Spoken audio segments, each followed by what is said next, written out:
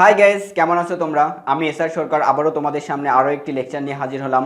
আজকে আমি you never can টেল এই ড্রামাটার একটা সংক্ষিপ্ত প্রশ্ন নিয়ে আলোচনা করব। তো প্রশ্নটা হচ্ছে, what are the two shorts of family life described in you never can tell. তো গাইস চলো দেখি আমরা এই প্রশ্নটা কিভাবে সলভ করতে পারি। ফার্স্ট অফ অল আমরা এই প্রশ্নটা সলভ করার জন্য একটা ইন্ট্রোডাকশন লিখব। You never can tell is one of the famous modern dramas by George Bernard Shaw, in which he expresses marriage and family life. Here we find the conflict between two sort of family life.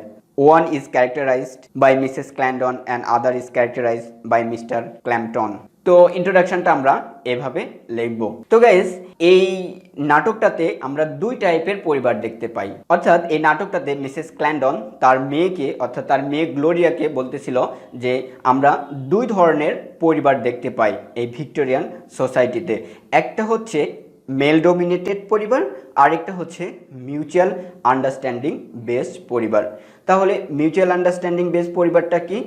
যে পরিবারে মেয়েরা পূর্ণ স্বাধীনতা এবং privacy রক্ষা করে চলতে পারবে, সমাজে তারা তাদের স্বাধীনতা পাবে, তারা তাদের মত প্রকাশের অধিকার পাবে এবং পরিবারে তারা যে কোনো বিষয়ে তাদের মতামত প্রকাশ করতে পারবে। এটাই হলো মিউচুয়াল আন্ডারস্ট্যান্ডিং বেস পরিবার। আর অপরদিকে আরেকটা পরিবারকে এই নাটকে দেখানো হচ্ছে, সেটা হচ্ছে মেল ডোমিনেটেড পরিবার অর্থাৎ পুরুষ শাসিত পরিবার। এই পরিবারে পুরুষরাই প্রধান, পুরুষদের মত সর্বদাই অটুট থাকবে।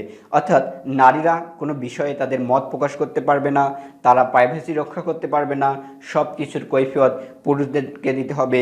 এটাই হলো মেল ডোমিনেটেড পরিবার। তো এই নাটকে মিসেস ক্ল্যান্ডন মনে করে তার কনজুগাল লাইফটা মেল ডোমিনেটেড ছিল। তার স্বামী তাকে মত প্রকাশের অধিকার দিত না, তার প্রাইভেসি সে রক্ষা করতে পারত না। আর এই কারণেই এই যে মেল ডোমিনেটেড পরিবার, মিউচুয়াল আন্ডারস্ট্যান্ডিংয়ের অভাব থাকার কারণে তাদের কিন্তু জুডিশিয়াল সেপারেশন ঘটে, অর্থাৎ তারা একে অপরের থেকে আলাদা হয়ে যায়। তো এই দুই ধরনের পরিবারকে এই নাটকটাতে জর্জ বার্নার্ড শ খুব সুন্দরভাবে তুলে ধরেছেন। তো গাইস, এটা একটা সংক্ষিপ্ত প্রশ্ন, এটা যদি আমরা এভাবে লিখি তাহলে আশা করা যায় অ্যান্সারটা হয়ে যাবে। তো দেখা হবে অন্য কোনো লেকচারে। ভালো থাকবে, আল্লাহ হাফেজ।